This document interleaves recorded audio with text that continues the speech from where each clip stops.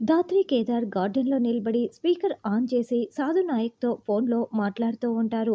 మర్డరో, సూసైడో తెలీదు కానీ సిటీలో ముగ్గురు ఆడవాళ్ళు ఒకే టైంకి తమ తమ ఇండ్లలో ఆత్మహత్య చేసుకున్నారు. ఆ చావులు ఎవరి వల్ల జరిగాయన్నవి మీరే కనిపెట్టాలంటే ఫస్ట్ నుండి ఈ కేసు మీ ఆధ్వర్యంలోనే నడవాలి అని సాధు నాయక్ చెప్తాడు. అర్థమైంది సార్.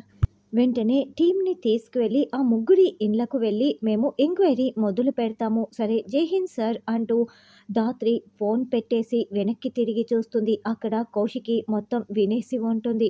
ఇక కౌశికి చాలా కోపంగా ధాత్రి కేదార్ దగ్గరికి వస్తుంది. వదినా అది అది అని ధాత్రి నసుగుతూ ఉంటే ఇదేనా మీరు దాస్తున్న నిజం, చెప్తున్న అబద్ధం?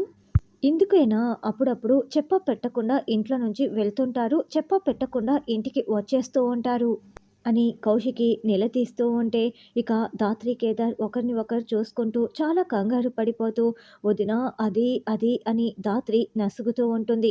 ఇక మాట్లాడకు జగదాత్రి, నాకు మొత్తం నిజం తెలిసిపోయింది అని కౌశికి వేలు చూపిస్తూ వార్నింగ్ ఇస్తున్నట్లుగా అరుస్తూ ఉంటుంది. కౌశికి అంత ఉగ్ర రూపంతో అరుస్తూ ఉండటంతో ధాత్రి మరింత కంగారు పడిపోతూ ఉంటుంది. అంటే వదినికి మేము పోలీసులమన్న నిజం ఇప్పుడు పూర్తిగా నిజం తెలిసిపోయినట్లు ఉంది.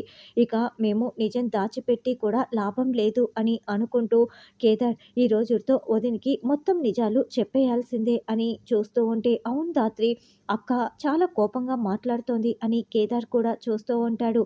మరి ఎప్పట్లాగానే కౌశికి సగం సగం వినిందా అన్నది రానున్న ఎపిసోడ్లో తెలుసుకుందాం.